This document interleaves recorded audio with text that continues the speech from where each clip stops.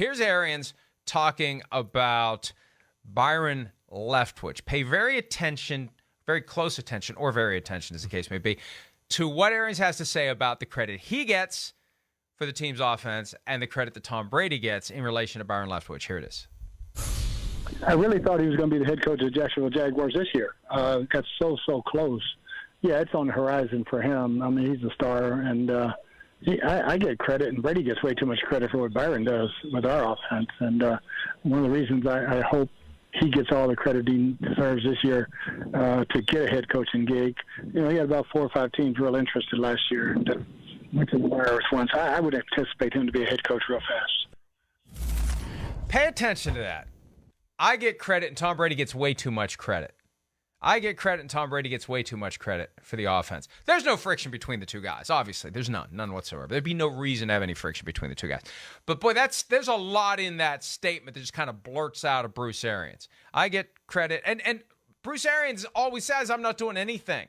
He always says they run the offense. But Tom Brady gets way too much credit for the offense. That's just one of those little... And this isn't where you cuss a guy out. That's one of those little knife twists. It's not the cussing out along with everyone else on the team. Tom Brady's used to that. He got it in New England. Yeah. It's those little public knife twists. It's calling him out for interceptions in press conferences. Sometimes calling him out for interceptions that aren't his fault. It hit the receiver in the hands and he dropped it. Remember that? That happened at one point this past season. Right. Yeah. Called him out for an interception that was not his fault. Right. It was not his fault. The guy dropped the ball. How do you call him out for that? But it's that little, he knows what he's doing. Arians knows what he's doing, says what he says, and then if anybody asks him about, well, what are you talking about?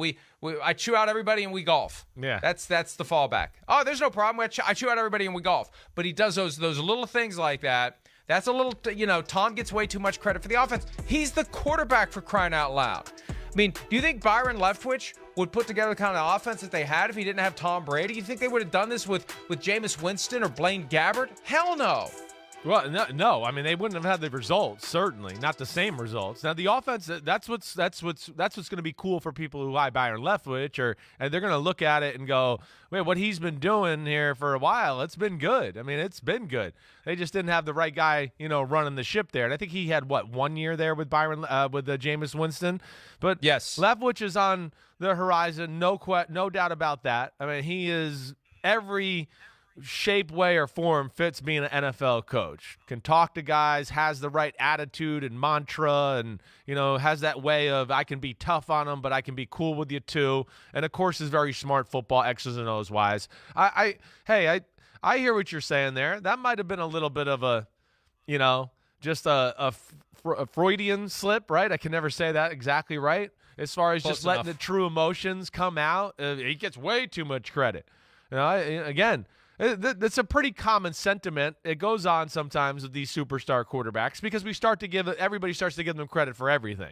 And it's just, the quarterback. The defense played better because of the quarterback. And that's where I do think staffs, and we've even heard some of these murmurs in New England, as much as they love Tom Brady, where he was getting all the credit up there. And, of course, people in New England and everyone's like, wait, we designed a play where the guy's wide open 5 yards over the middle of the field, and we just go Brady, Brady, Brady, Brady, Brady. So coaches get sick of hearing that crap too. I think that was a little bit of a Freudian slip or under the radar shot there a little bit. I'll agree with you there. Do you remember when we used to argue about the proper way to say rock, paper, scissors? Yes. What would I say? Rock, scissors, paper? Is that the thing? Yes. It's really rock, paper, scissors? It's rock, paper, scissors, shoot. Yeah. We have found your rock, paper, scissors, and it is the phrase way, shape, or form. Because you've said that a couple of times recently, and you have not said way, shape, or form. I think you're saying shape, way, or form. I think I have too. This thing just has thoughts that go on, and I want to just say football things, but the other things in between to make the point don't always make sense. So, I got to clean some of those up there in some way, One more shape, or form. football thing.